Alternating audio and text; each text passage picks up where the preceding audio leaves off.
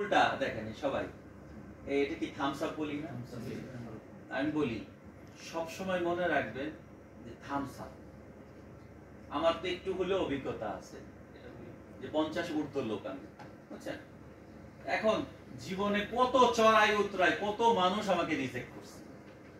আপনি একটা প্রপোজাল নিয়ে গেছেন, কোথাও আশা নিয়ে গেছেন, কোথাও চাকরির জন্য গেছেন, ইন্টারভিউ দিয়েছেন, আশাহত হন নাই? আশা থাকলে আশাহত হবেন, কিন্তু সব সময় কি বি পজিটিভ।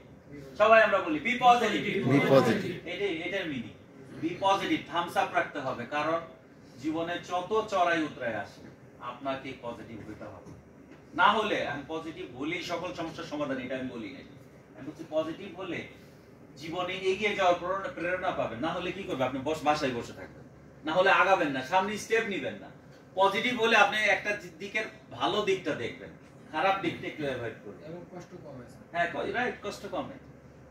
আপনি যদি এর মনে করেন এই যে জ্বর হয়েছে, তাহলে আপনার দৃষ্টিভঙ্গি থাকতে পারে যে তু ভাল লাগে না, তু জ্বর কেন দিল, তু সৃষ্টিকর্তা কেমন। এই দেখেন, একটা হলো নেগেটিভ ধারণা, আরেকটা হচ্ছে আচ্ছা সৃষ্টিকর্তা আমাকে জ্বর দিয়েছে, এর মাধ্যমে আমার গুনাহগুলা আসলে এরকম একটা। তাহলে কোন মনোভাবটা ভালো বলেন তো? জ্বর তো ন্যাচারাল জিনিস, আপনি দুই পক্ষই নিতে পারেন।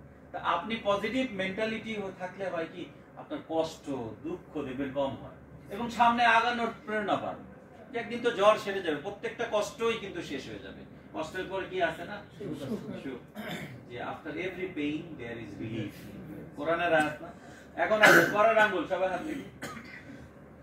পরের আঙ্গুল হচ্ছে বি ফোকাসড। বলি বি ফোকাসড। আপনি যে কাজটা করতেছেন ফোকাস দিয়ে করেন। ফোকাস মানে হচ্ছে আশেপাশে অনেক ডিস্ট্রাকশন আছে। হ্যাঁ, মানে আপনি যে কাজটা করবেন ওইটা একদম কায় মনোবাক্যে করেন। যেমন আমি যখন ইংল্যান্ডে যাই, আমি ফিল করছি যে ইংল্যান্ডে যে উদ্দেশ্যে যাচ্ছে ওটা পারপাস সলভ করে আসবো, তাই না? ফোকাস। এখন এর মধ্যে অনেক প্রলোভন ছিল, ভালো চাকরির অফার ছিল, ভালো স্যালারি, না ভাই আমার পারপাসটা আমি সার্ভ করে আসি, ওইটাই ফোকাস। বাঘ যখন সিংহকে টার্গেট করে, আশেপাশে দেখবেন অনেক হরিণ আসে, অন্য হরিণ আসে, কিন্তু ওই হরিণকে কি সে বাদ দেয় না? তাহলে তো টার্গেট মিস হয়ে যাবে। সেটাই হচ্ছে আপনার যে টার্গেট আছে, আপনার যে গোল আছে, এটার জন্য আপনাকে ফোকাস হতে হবে। ফোকাসলেস হওয়া, ফোকাস আমরা কমন করে ফেলছি। ফোকাসটা মানে আমার যে আসলে যেটা আমি চাই ওইটা থেকে আমাকে ডিস্ট্রাক্ট, আমাকে সরিয়ে দেওয়ার জন্য অনেক কিছু থাকবে, কিন্তু আমি যেন ওই জায়গা থেকে না সরে যাই। আপনি পিএইচডি ফোকাস করছেন, পিএইচডি যেন করেন। যেমন দেখেন, আমি অনেক দেরি করে ডক্টরেট করছি, অনেক দেরি করে, এই 2023-এ করছি। তাহলে ফোকাস থাকার জন্য, আমি ফোকাস না থাকলে হতোই না। ফোকাস থাকার থেকেছি বলে শেষ বয়সে হয়েছে। অনেকে, আমাদের একজন কামাল স্যার আছে, 7 বছর পরে পিএইচডি করছে, 8 বছর পরে। অনেকে তো ফোকাস ছেড়ে দেয়, 3 বছর 4 বছর 5 বার পারি না, করবো না, আমার সুপারভাইজার কষ্ট হয়। অনেকেই ছেড়ে দিচ্ছে, কিন্তু 7 বছর 8 বছরও করেছে, এরকম অনেক লোকের কথা জানি। কারণ কি? হাল ছাড়ে নাই, ফোকাস ছিল যে না এটা শেষ দিকে ছাড়বো, ফোকাস করছে যে না এটা শুরু হয়েছে শেষ হবেই। আর অনেক মানুষ ছেড়ে দেয়, ফোকাস মানে আর ওইখানে আর কনসেন্ট্রেট করে না, ছেড়ে দিয়ে না, হবেই, শুরু যখন হয়েছে শেষ হবে। এরপরে আসে বড় আঙ্গুল, এটা হলো ড্রিম বিগ। বলেন ড্রিম বিগ। ড্রিম বিগ এর মানে হচ্ছে যে আপনি যদি স্বপ্ন বড় দেখেন তাহলে কাছাকাছি যাবেন অথবা ওই স্বপ্ন পৌঁছাবেন। খেয়াল করেন, আমি এক সুন্দর একটা উদাহরণ দিই। আপনি 9 তলা ওঠার স্বপ্ন দেখেছেন, এখন চেষ্টা করতেছেন, অ্যাটলিস্ট 7 তলা উঠতে পারবেন, 5 তলা উঠতে পারবেন। একটা স্বপ্ন দেখছেন 2 তলা ওঠা, কয় তলা উঠবেন? আপনি 2 তলায় উঠলেন, কিন্তু আপনি তো 5 তলা ওঠা আপনার পক্ষে সম্ভব ছিল। আরেকটু প্র্যাকটিক্যালি বলি, আমার ছাত্রদের মধ্যে আইএলটিএস এর স্বপ্ন দেখছে, মাস্টার্সে বিদেশে পড়তে যাবে, স্বপ্ন দেখছে 6 পাইলে, আইএলটিএস এ 6 জানেন, 6 পাইলেই হয়, মাস্টার্সে 6 ইজি পাওয়া যায়। পরীক্ষা দিল, মাস্টার্সে পরীক্ষা মানে অ্যাডমিশনের জন্য 6 রিকোয়ারমেন্ট ও 6 টার্গেট নিয়ে পরীক্ষা দিয়েছে, পেয়েছে 5।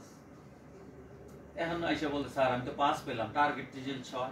আমি বললাম টার্গেট কত করছিলাম? 6ই করছিলাম। তো 6 টার্গেট করলে তুমি তো 5 পাবে। স্লিপ খাইছি। স্যার মক টেস্ট দিছিলাম 6 পেয়েছিলাম। আর মক টেস্টে তো 6 পাবাই, আসল পরীক্ষায় 5 পেয়ে গেছে। টার্গেট কি করা উচিত ছিল? সে যদি 7 এর টার্গেট করতো তাহলে 6 পেতো না, এটা অথবা 6.5 পেতো।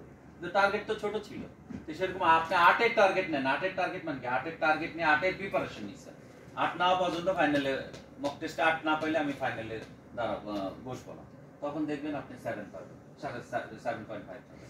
এটা ড্রিম বিগ, একটু বিগ, মানে আমি বলছি না যে আপনার যেটা আপনি এলন মাস্কের মতো স্বপ্ন দেখতে বলি না, যারা এলন মাস্ক হইতে পারবেন ফাইন, আমাদের চেয়ারম্যান স্যার বড় স্বপ্ন দেখেন, কিন্তু আপনার মধ্যে যে এটা আরেকটা গল্প স্যার বলবেন স্মার্ট গোল সেটিং, কিন্তু স্বপ্নটা একটু বড় দেখতে হয়, সামান্য বড় দেখে, যে যেটা আপনি অ্যাচিভ করতে পারবেন ফাইন, কিন্তু আপনার পক্ষে তো 9 তলা যাওয়া সম্ভব, অ্যাট লিস্ট 9 তলা পৌঁছবেন অথবা 8 তলা পৌঁছবেন। এরপরে আঙ্গুল দেখেন, এটা কি, এই ফিঙ্গারের নাম কি বলেন?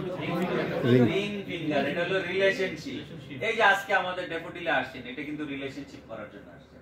আপনি নেটওয়ার্কিং করেন, যাদের সাথে প্রয়োজন তাদের সাথে যোগাযোগ বাড়ান, যেই লোকদের সাথে কমিউনিকেশন করলে আপনার যোগাযোগ ভালো হবে, আপনার কি হবে, ইন্টারভিউ বা জব পাবেন, আপনি কোনো ফ্যাসিলিটিস পাবেন, কোনো ধরনের, মানে আমি একদম সোজা কথাই বলি, সঙ্গ দোষে লোহা ভাসে না।